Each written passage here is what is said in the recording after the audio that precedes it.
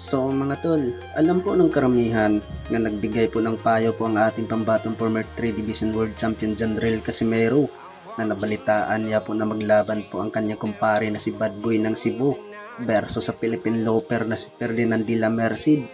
Nagaganapin po sa Cebu. Banat po ng angas ng Pinas Janrel Casimero mga tol ay sinabihan niya itong Philippine Loper na si Ferdinand de la Merced na pwede pa daw siyang umatras po sa paparating po na laban nila ni Bad Boy ng Cebu. Oy Ferdinand, may panahon ka pa pwede umatras.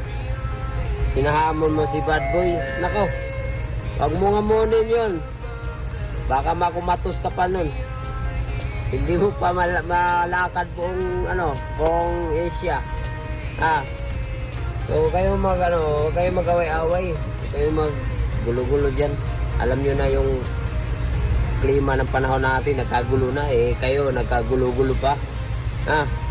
Kung gusto nyo mag-away, punta kayo dito sa planeta ko. Kahit magdamag kayo, magsuntukan dito, walang problema. At huwag mo hinahamon si Bad Boy na pag matamaan ka dun, militado pa, makumatot ka dun.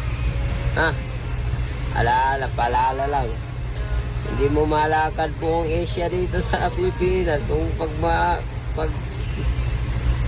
malaban ka ka Bad Boy, nako.